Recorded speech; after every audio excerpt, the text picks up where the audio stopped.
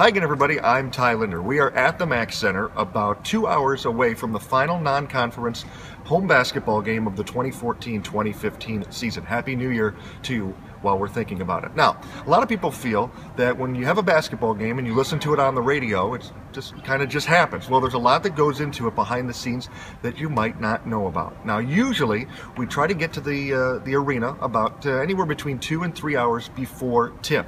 There are a couple of reasons for that. Number one, in radio, anything that can go wrong often does. And number two, we have a 30-minute pregame show, which means everything is back time from the tip. We go live a half an hour before that. So what we do is we have what we call a codec. It's the device that sends out the broadcast from the arena to our IMG headquarters, which is our corporate partner that distributes the games.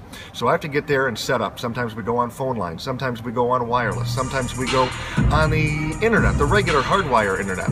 So when we get there, we get set up, everything's good. Now, throughout the week, we'll have done homework.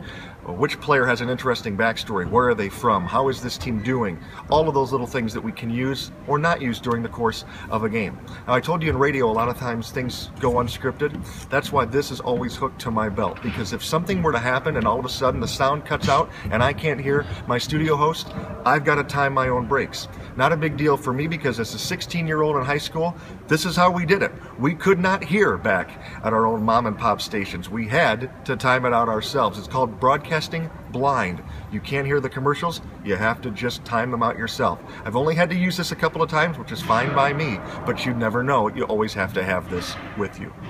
So the Golden Flashes are taking on UT Pan American tonight, which is an interesting return of former Akron coach Dan Hipsher. We'll be using some of those stories.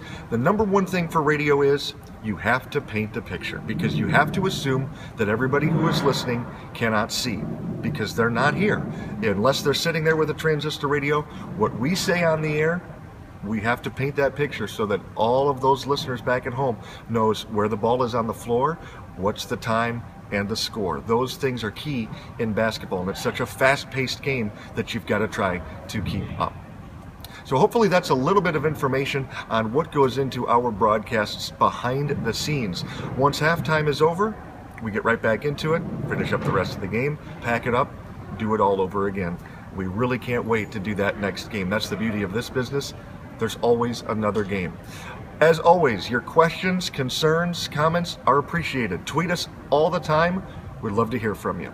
On behalf of all of us, the Kent State IMG Sports Network, a very happy New Year. I'm Ty Linder. Go Flashes!